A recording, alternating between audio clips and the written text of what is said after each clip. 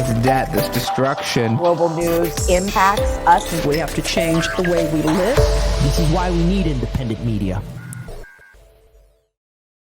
Cheers and salutations. Welcome, everyone, to Hard Lens Media. As you know, we are in starting of the fourth week of the new year, and that's the last time I'm going to be saying it because January's already felt like a year already. But nonetheless, we are in the election year of 2024, and already the Iowa primary has passed, and we enter into tomorrow, especially when our viewing audience from Can TV sees this, still long since passed, but the New Hampshire primary. And joining us is one of the brave pioneers who went through the arduous march, the Fury Road, that cold Fury Road, down to New Hampshire. He went all the way from New York City to New Hampshire to cover the candidates, to get interviews on the ground with people, and there's going to be an exclusive updated video on his YouTube channel. I want to give a huge shout to a colleague, an ally, a friend, and somebody who's been breaking a lot of grounds in this landscape of independent media. He is part of the tag team championship of Due Dissidence. Give it up for Keaton West. Keaton, welcome to the show. Thank you, man. It's good to see you. Good to see the main channel back up and running. So very happy for you, my friend. Yes. And you're right. It was really cold in New Hampshire, very cold. But I have to tell you, I have never felt cold like the Chicago cold. I was in Chicago once, and I was there in March. I wasn't even there in the dead of winter. Whoa. I was there like second week. I mean, I've been to Chicago multiple times, but most of the time over the summer. The time I was there during the cold weather months was like early to mid-March, and it is just an aggressive violence in your face cold like I've never felt before or since. So New Hampshire was pretty brutal, and the fact that I was outside for hours on end made it especially tough. But nothing like Chicago. You guys are the king of aggressive, violent, cold weather. Oh, this is a cold, brutal city with neoliberal politics and so much more. Dare I say, the cold is more hospitable than our politicians. But we're not here to talk about Chicago, but maybe we will in August when the DNC convention happens here. We can collaborate. We could talk about that further down the road because, it's going to be happening here. But let's talk about politics because you went out to New Hampshire to cover the primary. And you had a chance to exclusively interview and speak out to people like Marianne, Williamson, Nikki Haley, even the great Vermin Supreme. And I'll be playing these videos here. But I think for our viewing audience, I think it's important for us to get an understanding, like what made you want to go out there and talk to the candidates, talk to the people on the ground here? Because one thing I've noticed from corporate media is just how dismissive everyone is towards the Democratic primary, towards third parties, and how there's this false notion of that somehow one of the other Republican contenders are going to overtake Donald Trump. Like, what made you go out there, but also what was it like getting on the ground there and seeing it from your own perspective? Well, we had the idea way back in the summer and fall to do some on-the-ground 2024 coverage. Originally, the plan was, because we did a GoFundMe and we raised a bunch of money thanks to our very, very loyal and supportive audience and followership. Originally, the plan was Russell was going to go to Iowa, and then I was going to go to New Hampshire since I live in upstate New York, and, family man that I am, it's hard for me to get away for a whole week, so I could drive out to New Hampshire. It's a bit easier.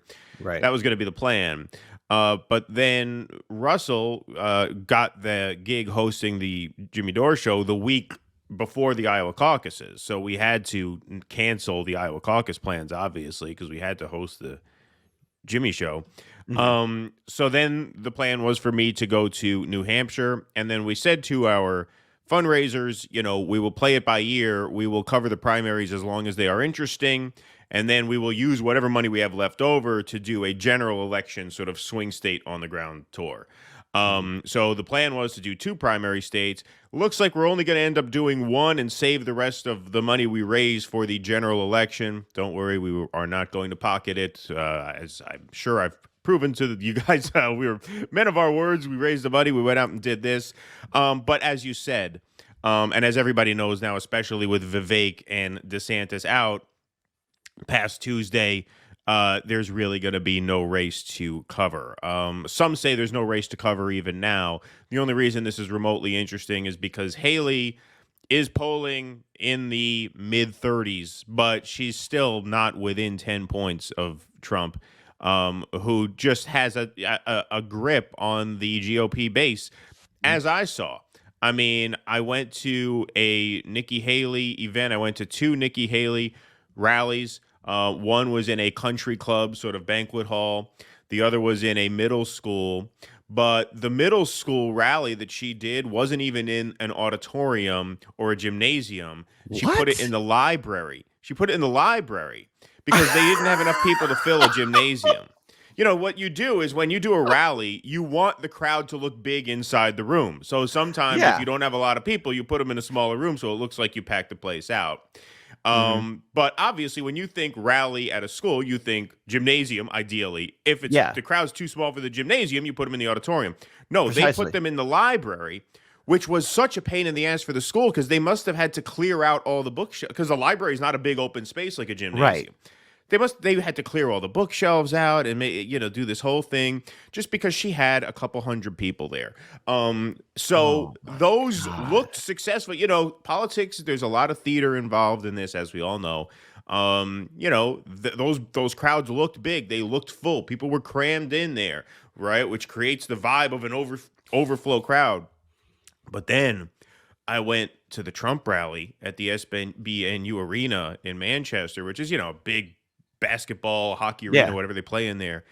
And there was a line 5 blocks down. It was an incredible crowd on an unbelievably miserable night. Not only was it 0-degree wind chill, but it had snowed just before then. So you had people out in the cold for hours, 0-degree wind chill, wet, damp, snowy air. And I mean, you could call these anecdotal evidence, the rally sizes and things like that. But that plus the polling shows that he's pretty much got this in the bag.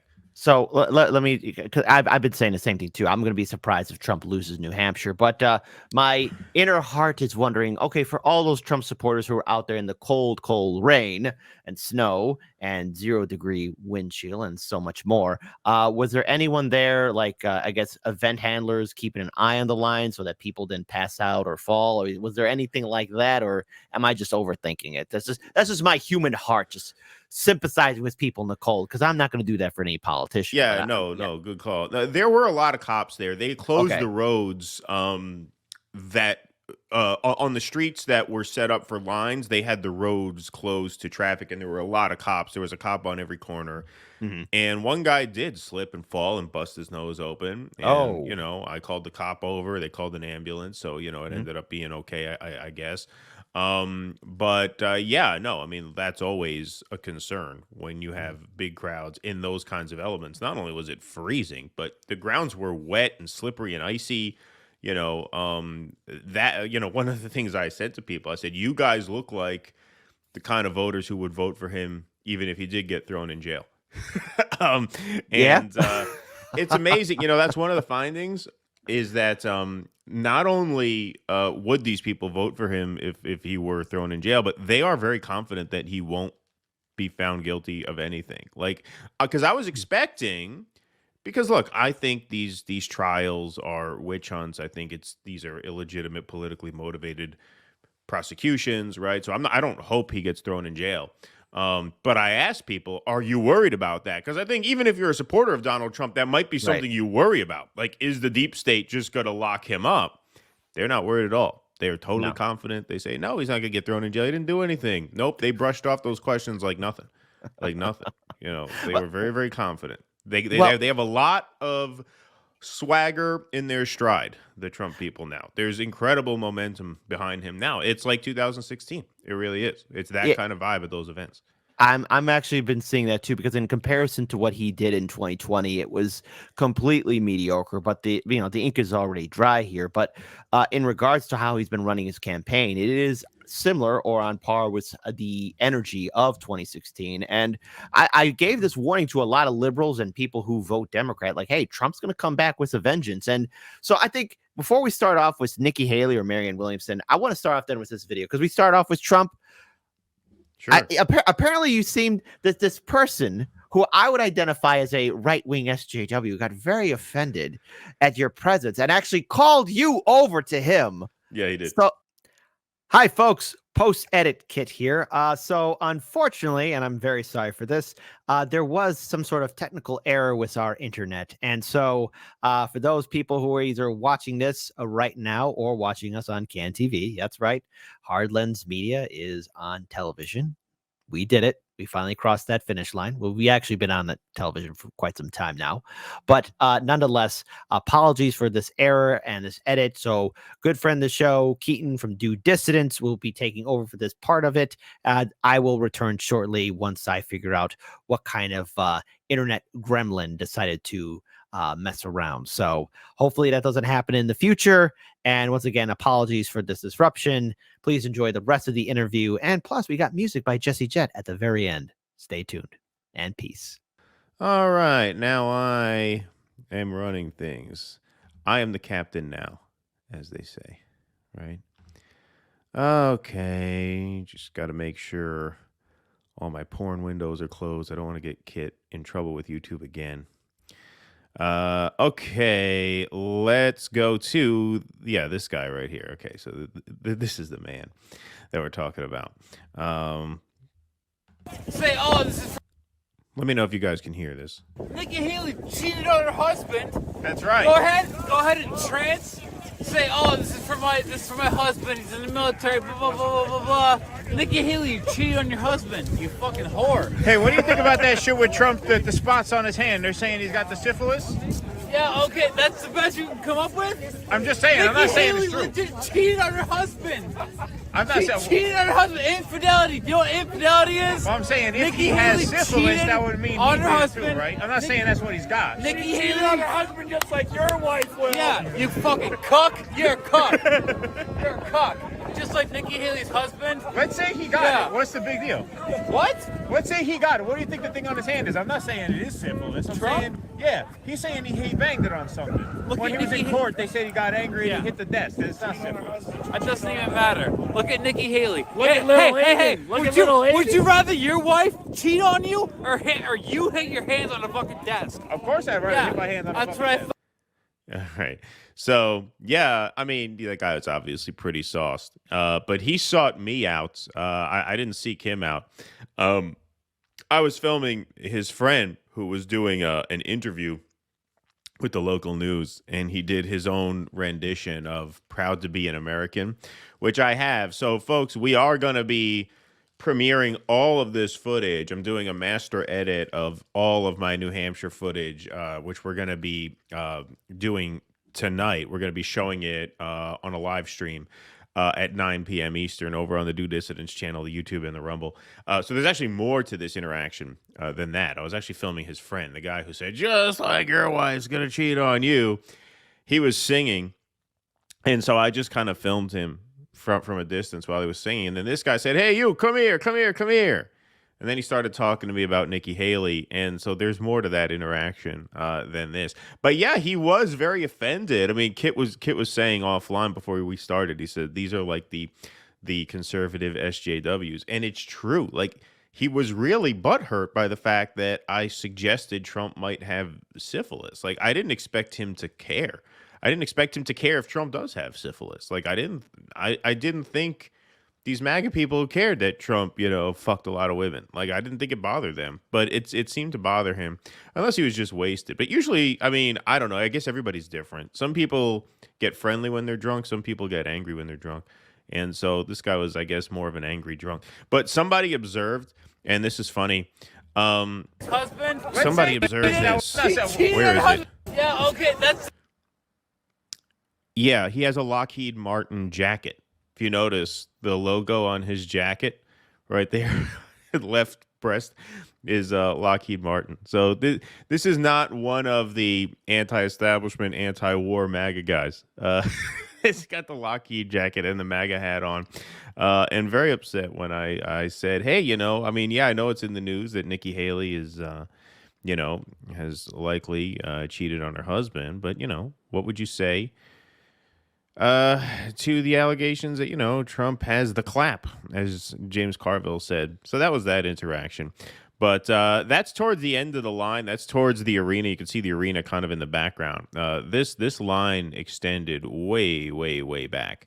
All right, let's see what else we got here. What else would Kit like to have me show? Hopefully his internet is rebooting as we speak. I want to save the Vermin Supreme for when he gets here. Here, this is outside the Nikki Haley rally earlier that day, asking Nikki Haley supporters about their favorite wars. This is a funny one. This guy's great.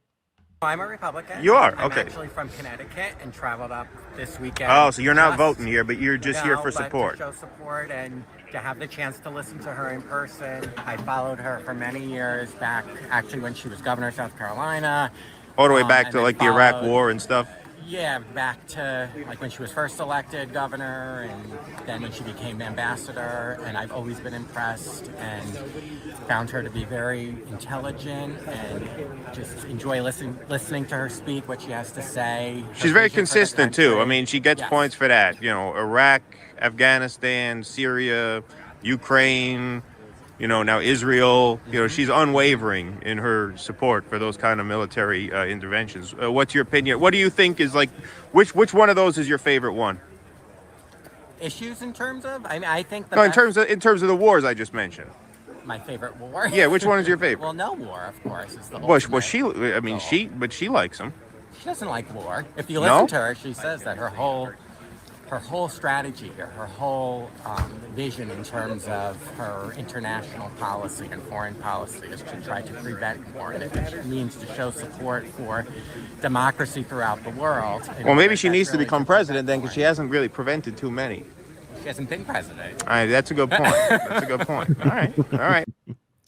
All right. It feels good to be back. Am I coming in clear?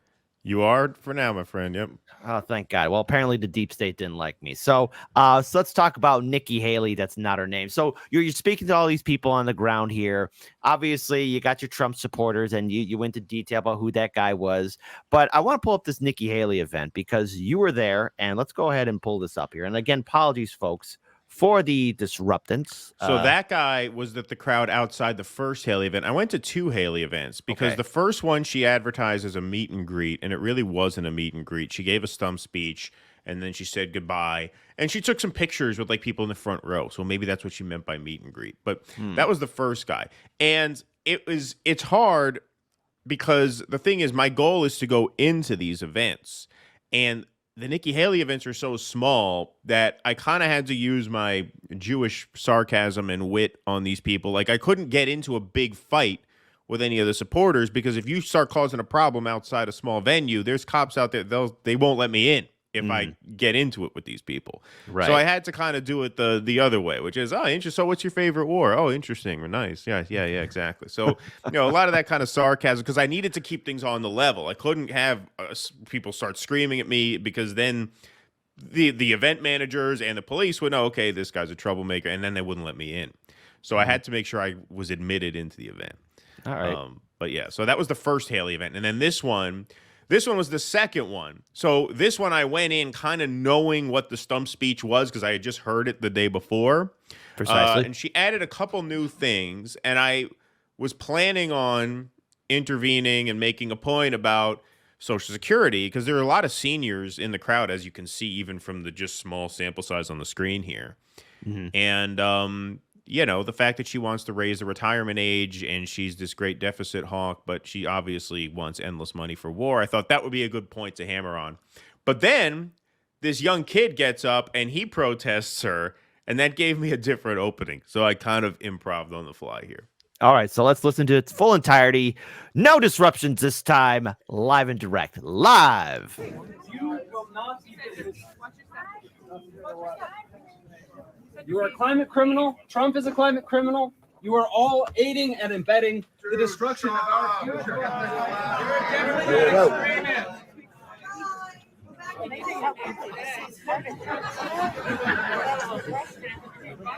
You know what we all need to remember is I'm grateful for protesters like that because that's what my husband and military men and women sacrifice for us every day to be able to have the power of our voice. All right, well, good. Here's one more then. Here's one more. As long as you're happy. No, we're not going to do that. So I thought you're grateful for protesters, but you're not grateful. You just said you're grateful for protesters. Okay, let her talk. Get out of here. Seniors should work till they're 80, right? Let's go. You're out. You want to raise the retirement age so seniors can work till they're 80, so the Nazis in Ukraine can get the money, and the mass murdering Nazis in Israel can get the money. I mean, she's like, Watch yourself. Watch yourself, Keaton. You wouldn't live much longer. But we're not allowed to have happen. God bless America. God bless America. They I don't know drag you why I out. fell, because I was being dragged back by a cop, so I assumed I was in good hands. So I was just kind of doing what we call in theater a trust fall, where you walk back, you fall backwards, and you know that your actors are going to catch you. Your scene partners will catch you. So that's what that was there. So I don't know if the cop loosened his grip for a moment, but oh my goodness. Well, here's the thing. So you're there, but what's interesting is when the people look back at you, because somebody, and I apologize if I can't remember the Twitter handle or name, but somebody did a screenshot of the people looking back at you, and they wrote, for this one moment, the sheep woke up. the sheep woke up. Yeah. I got to find that Twitter handle. So if you are a fan of the show or do Dissidents, show yourself so we can highlight you again, because that was by far beautiful. But the thing I know about was Nikki Haley is overall she can't command a crowd, but yet she's being hyped up by so many liberals as the next big thing to try and take on Trump. And when you have DeSantis dropping out endorsing Trump, then you have Vivek doing the same thing as well. And I believe, did Chris Christie do the same thing too, or he didn't endorse Trump? I mean, he dropped out, but he's the opposite. He's never Trump. He says he's going to make sure Trump doesn't get elected. Wow. All right. Well, again, absolute pure cringe from Nikki Haley throwing you out. And I think you're asking a legitimate question, but she doesn't respect protesters. But another person. Well, that became the point. Go ahead. Like, I was going to do the Social Security thing because she talked about that a lot in the speech. But actually, I was the third guy to disrupt. So, because she started talking about how Biden and Trump are both too old. And then this old lady, she doesn't bring it up in a hostile way, but this old lady says, well, there's a lot of seniors in the audience, so be careful, don't insult seniors. And then Nikki Haley says, no, I don't mean any disrespect by that. There are a lot of seniors who can run circles around us.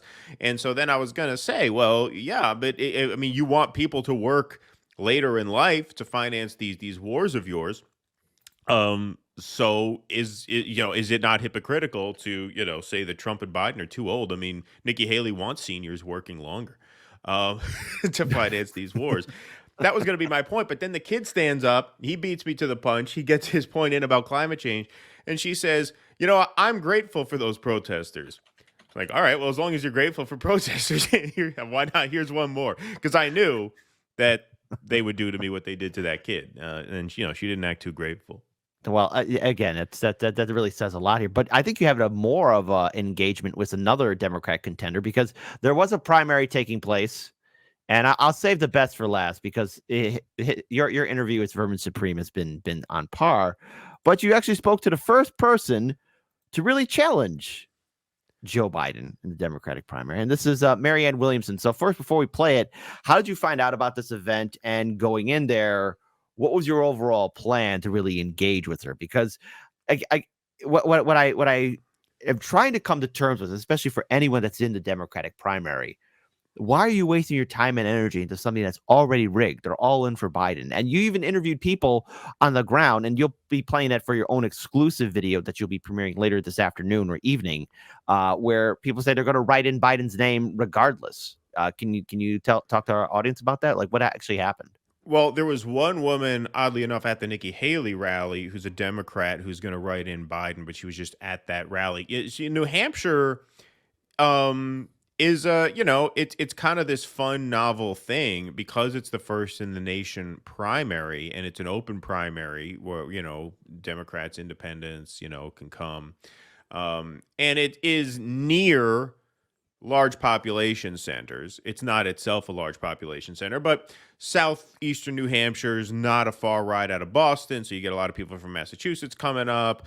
Capital region of New York, where I'm from, is not that far away. We're like, Iowa's the middle of nowhere, right? So people don't descend on Iowa the way they do in New Hampshire. So there are a lot of people who go to these events not planning to vote for the candidate. They just do it for fun. Like if you're a horse racing fan, you go to the Kentucky Derby, right? Like it's kind of this tradition every 4 years where these people come. And so there was a Democrat outside the Haley event who said they're writing in Biden. That's who I talked to there. I got a lot of footage of the Marianne event itself. I didn't interview any of her supporters because I got so much of the rally footage, and it was a very, very small place. It was a soul food restaurant. So this was a pretty small venue. But she had a big crowd there. But she was actually the second Democratic contender who I visited. I went to a Dean Phillips event, which I got thrown out of. I haven't published any of that footage yet. We will be showing that tonight at 9 o'clock over on our channel. But I wasn't happy or proud of how that went. I wish that Dean Phillips event had gone a lot better. I wish the Dean Phillips thing had gone the way this went. Like, my goal there was to ask her a challenging question that I knew she wasn't going to like. But I wanted to give her a chance to answer, and I wanted to give the audience a chance to hear what I had to say and hear what her response was. That was my goal going into the Dean Phillips event. So, to Marianne's credit, I mean, the answer she gives is obviously... it's bullshit. Delusional and ridiculous. But to her credit, she let me ask it, and she answered it. They didn't kick me out. They didn't make a big deal out of it. So, overall, like, I thought this went well. This went the way I wanted the Dean Phillips event to go. And this is only a 3-minute clip. Her answer goes on a lot longer than what you see here, so I'm going to play the whole thing tonight, but this is a good sampling. All right, fantastic. And again, everyone, please, if you want to check out the full interviews, this is just a highlight beginning of what Do Dissidents will be playing on their YouTube channel later this evening. So please, if you're not subscribed or following them on their social media, do that right away. So let's play this 3-minute clip here and hear from Marianne Williamson herself. Yeah, so we're in the back. Hi there. I'm sorry, and then lady. Yes. Oh, sorry. No. First of all, I give you a lot of credit for staying in this race. I didn't think there was any oxygen inside the Democratic Party for a primary challenge. I still don't think there's much oxygen for a primary challenge, but I do give you credit for you're in here less than 48 hours to go before the vote, and look at all these people here. At what point, though, do we say that the Democratic Party is the wrong road? You have these 3 great people here who are talking about feeding kids. If we are not a majority of even the voting public or even the Democratic primary, you mentioned Dean Phillips, he's a walking pile of garbage. And he went from 0% in the race a few months ago. Now he's polling in the 30s. You're down in single digits. I don't mean any disrespect by that. I'm just saying it's not necessarily because of the race you ran, and I don't agree with you on everything for sure. It's because of the party in which you're running. Look around. You got morons on the street here saying we're going to write in Joe Biden. Joe Biden's not even running in this race. He's got people writing his name in 60, 70%. So if we can harness this energy that you're talking about, and I have a lot of respect for that vision, if we can harness this into mutual aid networks with the understanding that we are not a voting majority, but we can harness this power in other ways to help each other survive the inevitable demise of this country, which we all know is coming, do we not? I mean, I like how she just gets exasperated and just puts down the mic like, "Oh, the country's falling." That's not feng shui with me. But I like how the people are looking at you, especially one of the audience members like, "Huh, he's bringing up some good points."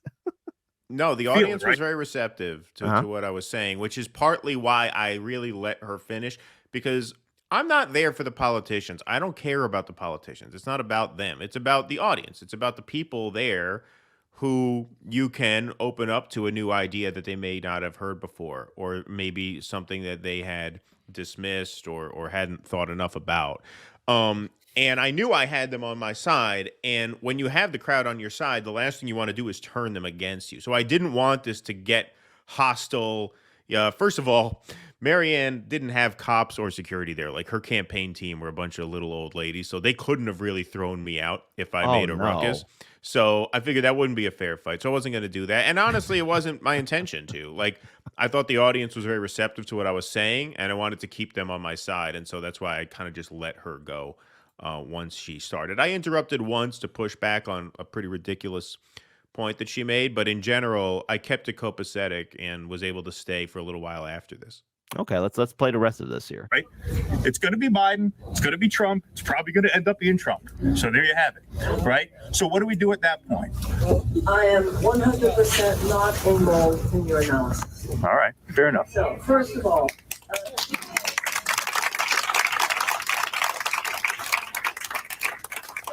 70% of Americans, 70% of Democrats have been saying for months that they wanted to hear from other voices than Joe Biden. So you can't say that there was no hunger for something else. As far as how they're writing him in, though. I'm sorry, I'll let you finish, but they're going to write him in. He's going to win as a write-in. From New Hampshire? No, I'm not coming from New Hampshire, but I'm reading the data. Okay, where do you come from? I'm from New York. Yeah, that sounds like a New Yorker talking to the New Hampshire. All right, well, the numbers don't lie. I don't mean any disrespect, Mary. I'm just gonna pause it because I watched this video not once but twice, and she was very condescending towards you as a New Yorker. She was like woman-splaining, like, "Oh, a New Yorker's here in New Hampshire," as if she's got more New Hampshire than New York in her. You know what I mean? Like, this is a New York, LA celebrity. All of a sudden, she's on her home turf. I mean, it's a ridiculous point. But anyway, you can go ahead. Yeah, I know. But she's woman-splaining. All of a sudden, she's basically saying the polls are fake. That's what she's saying. But yeah. Let's play the rest. Hold on. I really don't. Go ahead. No, but granted staters are going to want to. Go ahead. Did you hear what that guy said? Pause that. He said he got thrown out of an event this morning because he was disruptive. That guy's talking about the Nikki Haley event. So what I told you, there's people who go to all of these events, whether they're going to support the candidate or not. So that must have been a guy who recognized me from the Haley event a couple hours earlier. Oh, so yeah, they all probably have like a little rafteering or like little cards like, hey, who did this? Who did that? They probably got a whole network there of who does what. Right. Hey, Keaton, you got to be careful, man. Someday you're going to get a letter from this great state of New Hampshire saying you are forever forbidden to ever come back here in our great state in our primaries. Let her talk. Go ahead. A New Yorker coming to New England and telling them how they feel. I mean, that's really audacious, but hold on just a moment. Hold on. One of the things I've learned about Granite Staters is that they keep things very close to their chests. The other thing that I learned about Granite Staters is how many people in the last few days haven't decided who they're voting for. But I have a good feeling they're not going to necessarily explain it to you. Okay? So we don't know. As far as the single digits, and you said Dean Phillips and doing higher, I was in double digits in the national polls. And this is not just about the DNC. It's about the DNC, but it's also at least as much about money. Wow, so it's all about look, money. I mean, she's making a point there. Look, she's basically saying, well, you don't know I'm in single digits because the people of New Hampshire are not going to tell a New Yorker like you how they feel, as if there aren't dozens of polls showing her in the single digits. I mean, it's just a ridiculous point. Now, look, I understand it's 2 days before the vote. You're on the ballot. You want people to vote for you. I didn't expect her to say, yeah, this guy's right. Give up on my candidacy and don't go vote on Tuesday. Like, I wasn't expecting that. So, like, I don't necessarily hold it against her that she tried to come up with some way to spin what I was saying into, some sort of reason to vote for her anyway. But it's just such obvious nonsense. And I could have gone off on her at that point, but I didn't want to because I knew I had to. I knew, as you said, there were people looking at me, looking like they were, and I obviously have a more panoramic view with my eyes than the camera does. There were a lot of people looking at me and nodding and things, so I knew I had the crowd on my side, and I didn't want to squander that. Mm-hmm. I didn't want to create a scene and have them turn against me and say, "Oh, that guy was just an asshole." On Tuesday, tomorrow, they're gonna know who was right and who was wrong. Everybody in that room remembers me saying, you're in single digits. We need to think outside the Democratic Party. We need to think in terms of mutual aid. Mm-hmm. And she's up there trying to spin that, the same thing that Vivek tried to do in Iowa. Well, the polls have us at 7 or 8 points, but we're going to shock the world. No, you're not. He finished at 7 or 8 points, right where the polls had him. That's where she's going to finish. She's going to finish right where the polls have her. And the people in there are going to remember tomorrow night who was telling her who was telling them the truth in that room and who was lying to them in that room. So there was no reason for me to go off on her there. Well, even then, because we spoke about this on the post-duopoly show, or I've seen you guys talk about this on Due Dissidents and RBN, and Jimmy Dores talked about it. Everyone's all been saying the same thing about this entire Democratic primary for 2024. It's been a huge waste of time, and to even put it in comparison to 2016 or 2020, what we saw with Bernie Sanders is an insult. It is almost non-existent. There are some moments when I'm prepping up the show here, no matter what day it is, where occasionally I'm reminded, like, oh yeah, there's a primary happening. Is anyone even interested in it, with Marianne Williamson, Dean Phillips, and to a lesser extent, even Cenk Uygur running in it? Like, I don't see an entire base energized into looking at those three alternative candidates, or even that, to an extent, Joe Biden, when we're seeing the polling numbers showing that voters are disengaged. And when you bring up mutual aid, I also want to bring up too, with citizen ballot initiatives, like that's what's going to cause voter engagement. That's what's going to cause people to get involved, because it doesn't matter who sits in the throne. I mean, when we covered 2016 and 2020, after the 2020 general election, I remember talking to Daniel. Look, there's no incentive to really hype up people or talk about who's running for president when they're not going to fight or go all the way. I mean, to Trump, in his defense, at least he kept his political organization together and his movement together. Now, if he gets in the White House, is he going to do some earth-shattering things that's going to make our lives better? No, he's going to be like any other president. He's going to be a showman. He's going to be somebody who's going to, talk a big game. But at the end of the day, nothing's going to change. It really comes into our hands to do mutual aid, to do citizen ballot initiatives.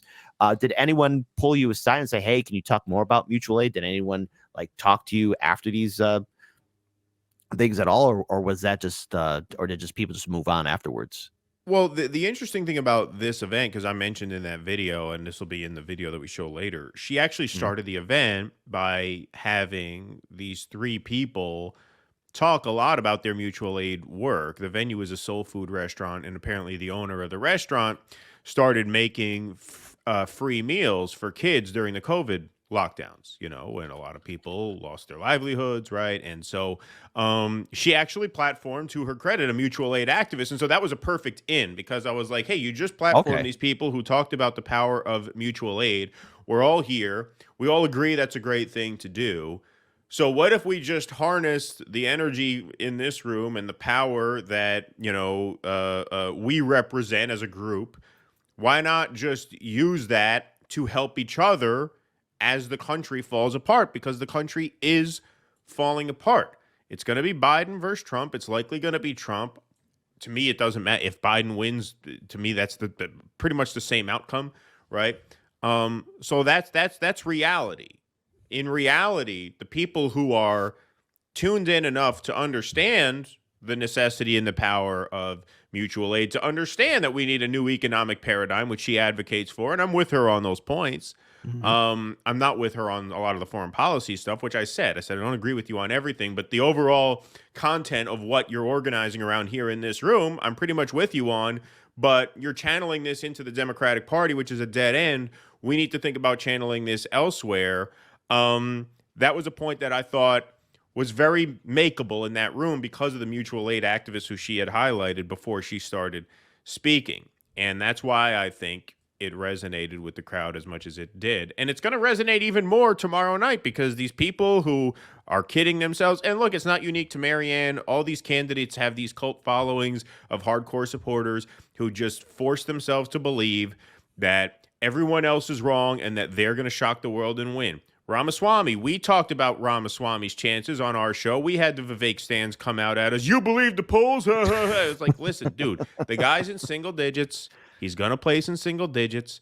There's not a conspiracy of pollsters against Vivek Ramaswamy. All right. He's going to place just about where the polls have him placed. And that's exactly where he finished. And that's where she's going to finish. And so everybody in that room, is going to find out for sure who was right and who was wrong in less than 48 hours.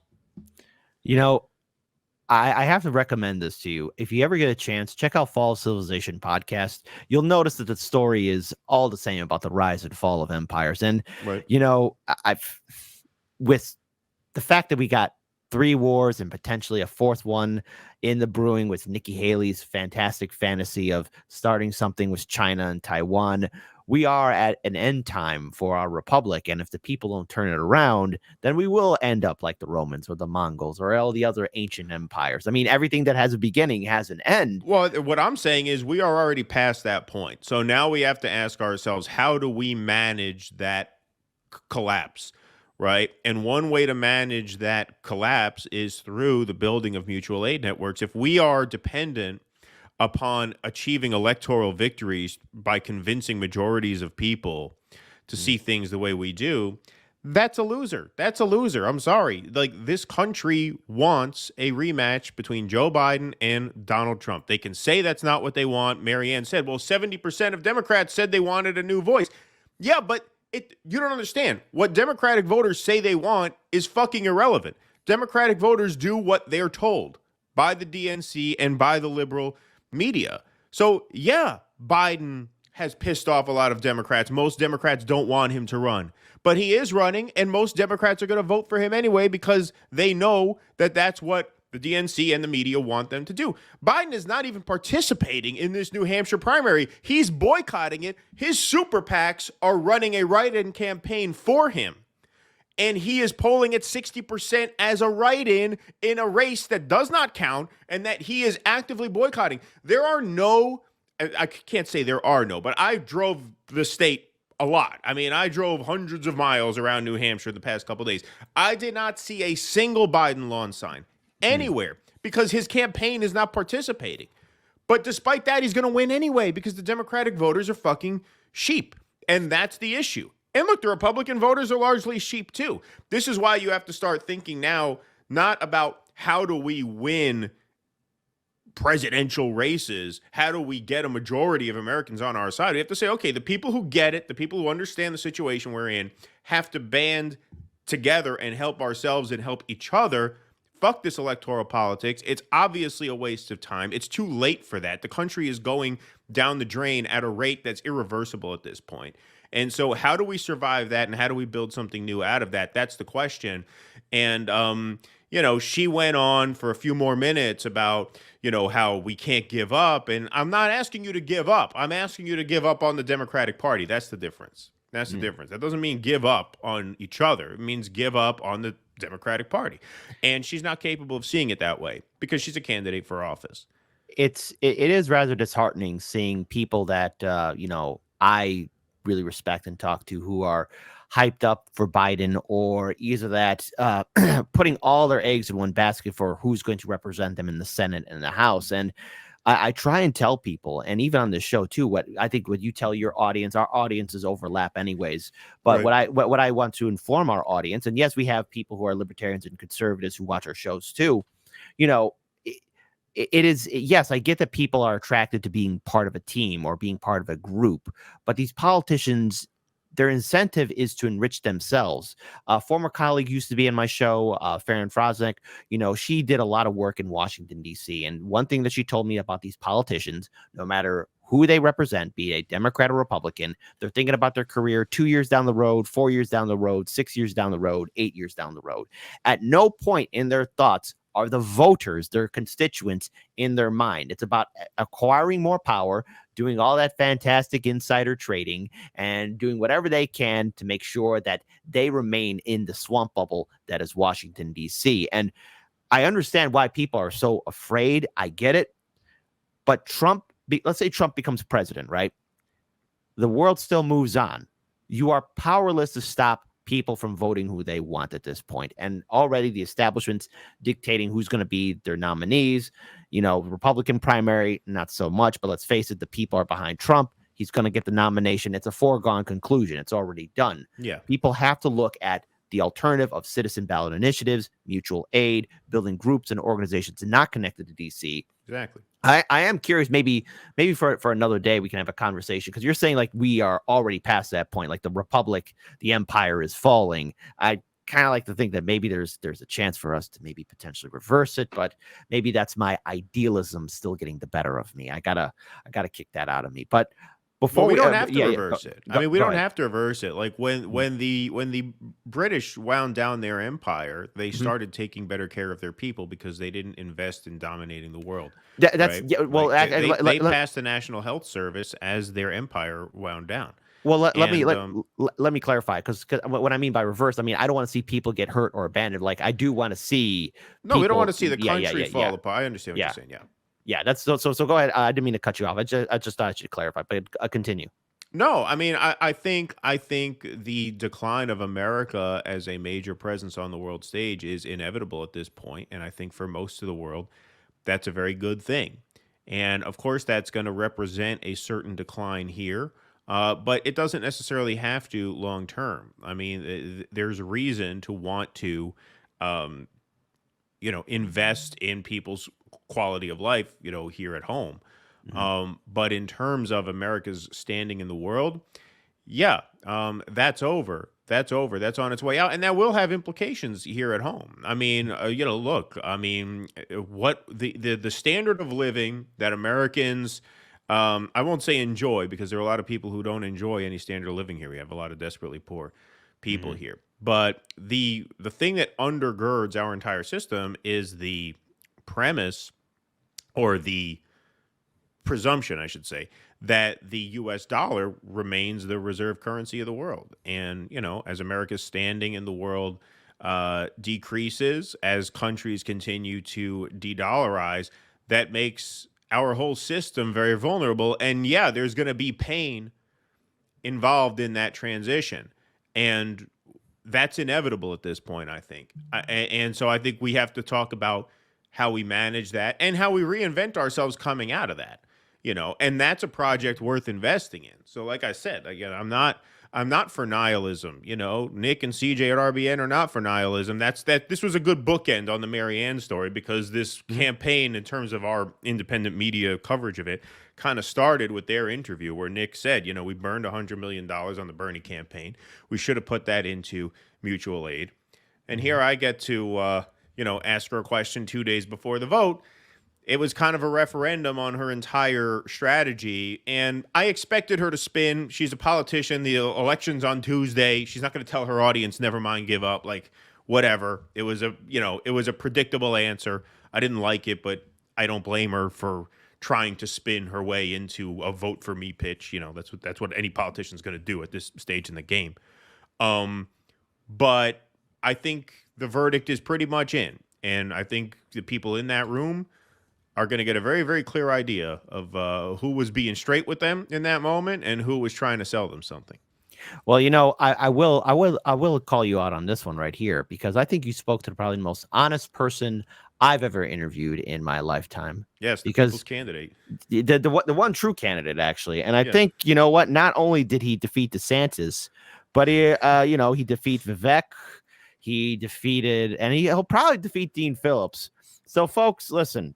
Keaton, you were channeling your inner live on the ground, live. and look, by the way, audience, the fact that these videos are not past 100,000 views, not only are we going to blame it on the algorithm, we're going to blame it on all of you. On all of you. That's right. That's right. I'm going to have a chip on my shoulder about this for the next 5 years. Yeah, exactly. And by the way, shame on all of you that this is not at 1 million views already. So let's go ahead and play this video.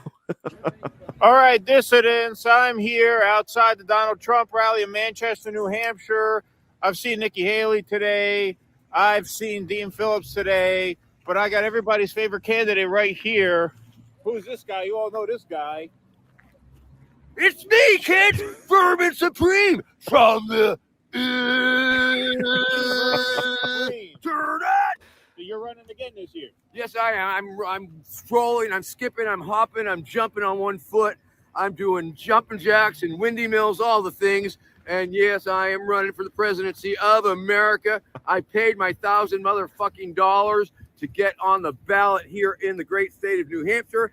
And I have a prediction, and that prediction is that I will crush Dean Phillips. Thank you. Good bet. Now, you were at the Ron DeSantis rally a couple days ago? Yes, I was. It was just last night, sir. It went well beyond expectations. We had a lot of fun. I showed up. It was a very small room, and you could tell. I'll tell you this. You can tell a campaign by its advanced team, and if your advanced team's a little sloppy, I'm going to probably mess with you a little bit. And in this room, I was able to sort of muscle my way to the front of the place. I was able to greet the voters, talk to the voters, and then I took the little riser and gave a little speech and like that. And it went super viral. It was very effective, a simple yet harmless yet very effective stunt that Laura Loomer retweeted a nudie picture of me to discredit DeSantis.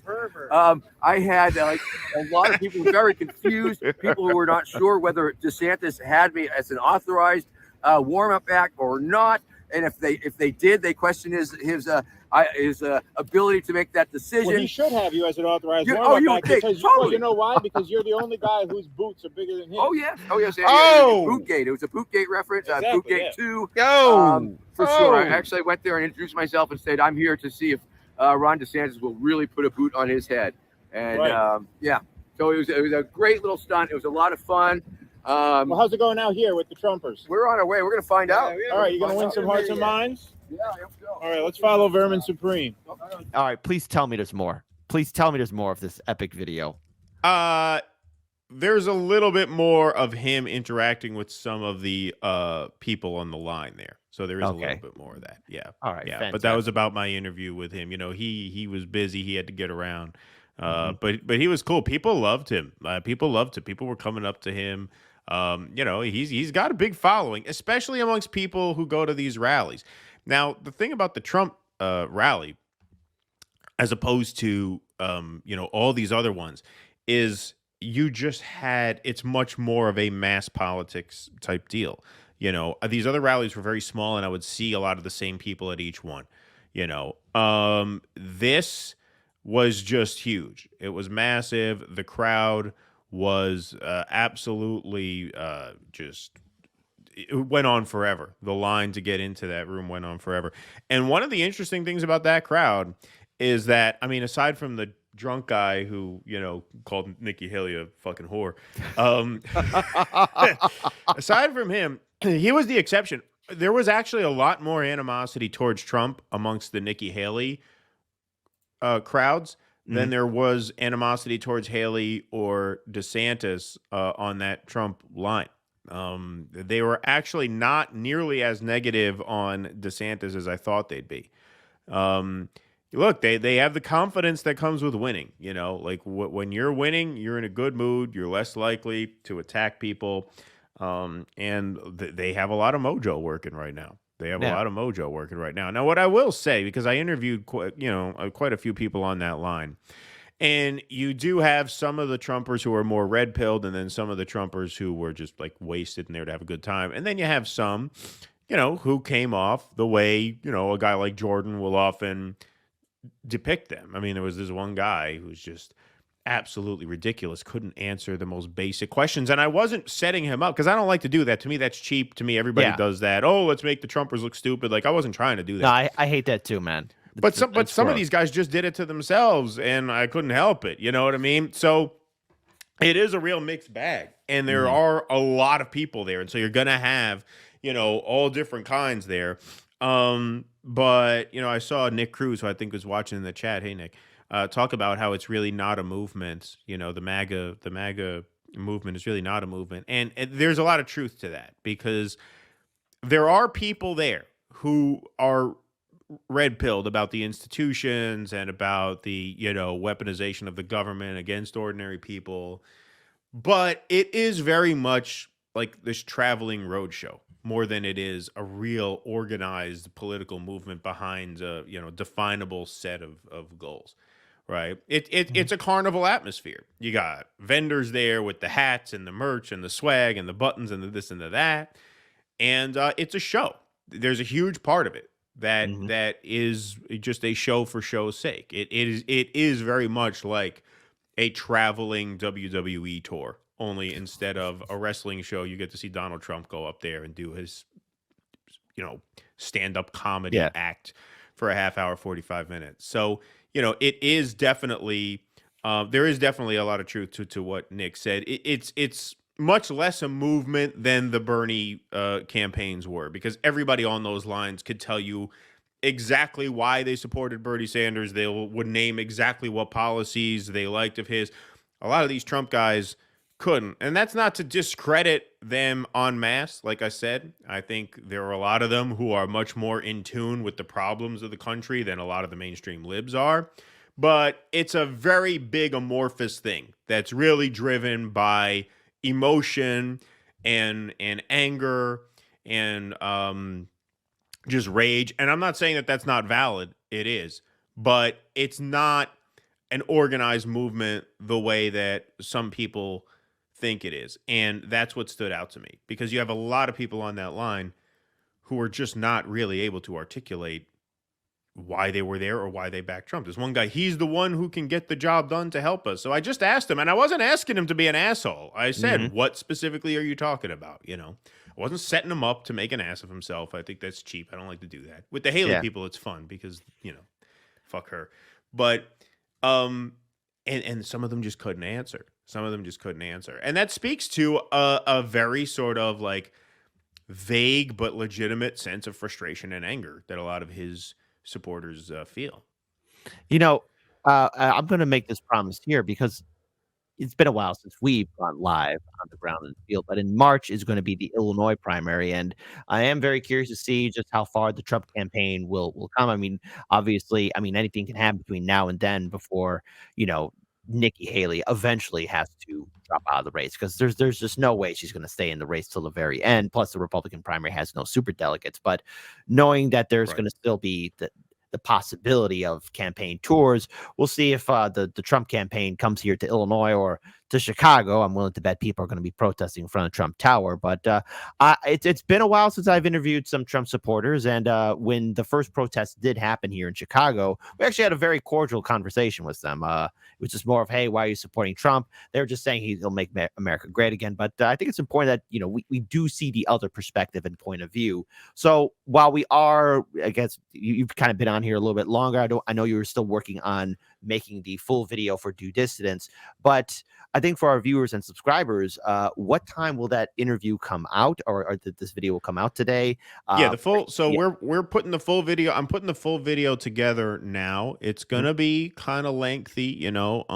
We raised some money to do this, and so we wanted to do it right. So we are going to be live streaming at 9 p.m. Eastern. And we're going to be playing the full video of my New Hampshire travels. So that includes, you know, some commentary of me in the car between stops, talking about how things are going, what to expect, recaps of certain events, and obviously more of what we've seen here. This was just kind of a small taste of it.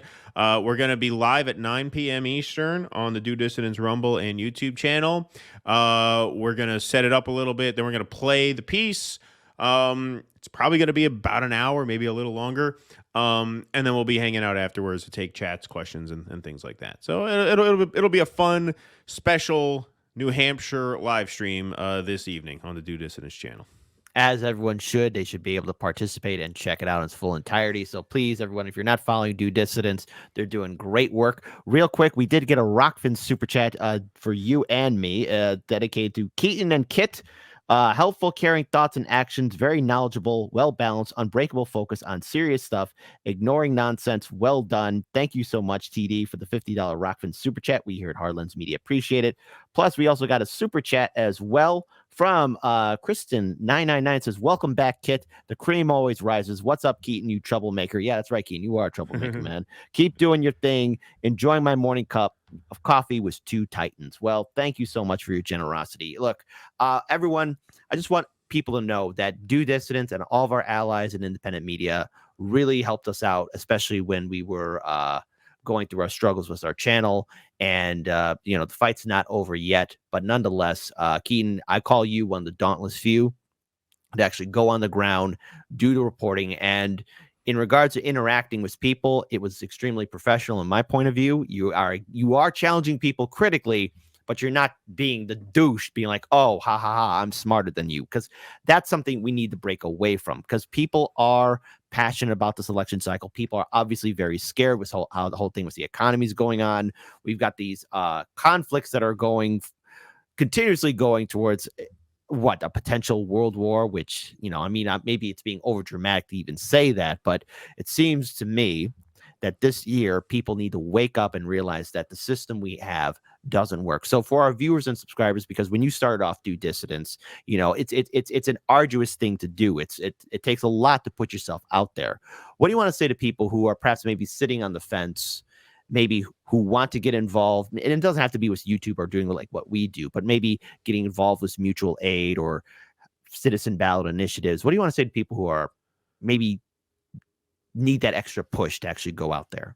Well, you know, the first step is always the hardest one. I mean, that's a cliche, but it's a cliche for good reason, because it's true. You know, when it comes to, like, you know, doing those couple of interventions this week, the first one I did, nobody's seen yet because that's going to be airing later. But yeah, once you have a room turn on you and you get dragged out of the room by the cops, and this is what Jose Vega says too. You know, once you do that a couple times, you know, it's not that hard. And actually, what was fun about getting kicked out of the Haley event, the good thing about getting thrown out of an event is it really shortens your workday. You know what I mean? like if I didn't get thrown out of that Haley event, I'd have had to stick around. I'd have had to interview more people on the way out. I'd have had to film the whole thing. You know, when you cause a little good trouble and you get thrown out, that's it. Your workday's done. That's it. You can't be there anymore. Takes care of that for you. So, yeah, I mean, the first step is the hardest one. You know, once you put yourself out there, you'll see people will be receptive. And then once people are receptive, now you have some momentum going. It only gets easier from there. As they should. All right. Keaton, I know you still got a lot of work to do. On behalf of my team here at Hardlens Media, Daniel Lupker and our editor Faze, seriously, thank you so much for your help along the way. Thank you to our audience as well. And I'm looking forward to seeing the live stream. So once this show is done, I am going to be patiently waiting for the full videos coming out. It should be quite hilarious, informative, and we'll find out tomorrow, once again, showing that Do Dissidents was correct on the ground, especially knowing how electoral politics is a waste of time. So somebody asked a question. I just want to answer this. Go ahead. Keaton on Jimmy Dore show today. So Jimmy's back hosting today. Russell will be back hosting. I forget exactly when. I think it's this Friday. I think he's back for another like week and a half stint. But no, Jimmy's on today, starting at 6. That's why we made our live stream at 9, since I didn't want to overlap with that. So I figure he's almost always done by about 8:30, 8:45. So great double header tonight. You got the Jimmy Dore show with the man himself, and then you got this live stream that we got for you at 9 o'clock. So fantastic. Great evening of TV for everybody. As it should. So I want to end this on 2 notes. Number 1, it's about time New York City gets its lucky charm from Russell returning back, because apparently you guys were having a whole bunch of earthquakes and a whole bunch of other stuff. So he's not in New York. He's in New Orleans now, because he was going to rent an apartment in New Orleans for the winter. Oh, well. Oh, looks like you're kind of boned there. All right. Well, I'm sorry about that then. And also number 2, you know, hey, listen, New York City, I love you, but we all know that we have the superior pizza. So, hey, you know what? In 0-degree weather, I would say a deep dish pizza slice sounds like quite the treat. You know, it will be. It will be indeed. All right, it does folks. warm the soul on a cold day. As it should. And when you come here to Chicago, let me and Daniel know. We'll take you and your crew out. We'll have a good time, laugh about everything, and just keep on kicking ass. All right. So I won't hold you back here any further. Looking forward to the full video. And everyone, please stay tuned. We're going to have a super long show today for Monday. I told you we're going to have some fun. And we got a great guest lined up for Friday. You might know who he is. His name is Jesse Jett. We'll see all you on the flip side. Keaton, thank you so much for your time. Take good care of yourself, and much love to you and your family. Thank you, man. Always great to see you. Great to see you back up and running, firing on all cylinders. It feels so good. I guess this isn't such an awful place. Is that what you want me to say? You prove it's possible to sleep for days and to still think you're right here awake. The cost of living isn't much to make, but God, it's so hard to save. And when they told you everything was safe, were you safe?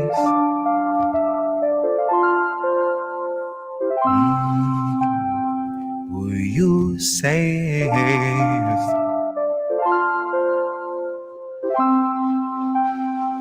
Were you safe? Were you safe?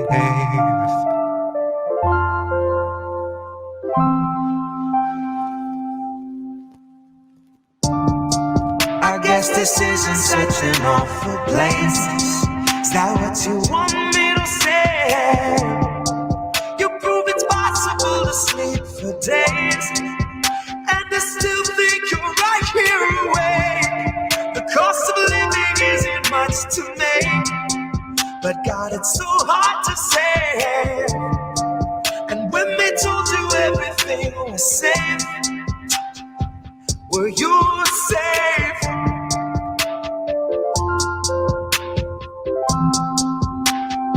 Were you safe?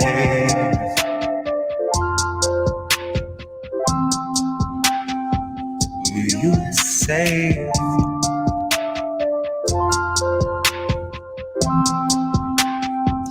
Were you safe? Fresh off the masses, the brand new cancerous growth, who has come here to vie for your vote. Come here to cry at the camps and to mourn at the shore for the bodies that float by the wreck of an immigrant boat. Then it's back to their luxury home, couple security booths and a moat. Couple cigars, little escargot, little booze and a soak. Just breathe in the steam and the smoke. Pink salt, lavender, candles are low. Shit, when you do what you do, gotta lighten the load. And he got a life of his own that's a sight to behold. And it's a lot to control, to decipher the code, or to siphon the soul. The cost of a good night's sleep for the working elite is a bargain, no matter the toll. Worth any wager, and that comes straight from the mouth of the means to the goal that will swallow us whole. Ripe for the picking if you don't mind mold, and you know I don't. Maybe we're pleasantly prone, maybe we're taking a licking, compliantly ticking and ticking and ticking, but never explode. No, I don't deliver the prettiest image, but damn if it isn't an accurate vision of natural fission, of rage at the system and abject heartbreak, patiently waiting for any who will listen. That little blue bird who was watching your words is a federal carrier pigeon, a Langley first. It's a patient observer who hears what it wants and is trained for the worst. Oh, you got nothing to hide. They'll be the ones to decide that after they root through your purse, after they read all your text, after they raid your apartment, confiscate all of its contents, then conjure up evidence out of the air on a wing and a prayer and malicious intelligence nonsense. Any presumption of innocence long since gone, right along with your comforts and constants. Historically first they will come for the communists. So why in the fuck would I say I'm a communist? Well, it might be I love my community more than the monsters of opulence who are holding us hostage, who are vomiting promises. Might be I'm all done seeing our pensions and benefits harvested. Might be I'm all done watching the populace being disarmed in the guise of an armistice. Watching a woman collapse on the floor who will rise no more. She's wheeled out the door and you're next in line for the pharmacist. If you can get me to vote, it's a hard no confidence. But part of the charm of deception is politics wearing the mask of incompetence. It's all in the art of austerity, darling. It's all in the slide of the providence. Until home is as wide as your cubicle height and is only as deep as your coffin is. Maybe I'm miles away from impatience, aching to break off the head of the snake where the capital lust, reptile brain, and the margin of profit is. Like off with his. Like off with his. I guess this isn't such an awful place. Is that what you want me to say? You prove it's possible to sleep for days, and to still think you're right here awake. The cost of living isn't much to make, but God, it's so hard to save. And when they told you everything was safe, were you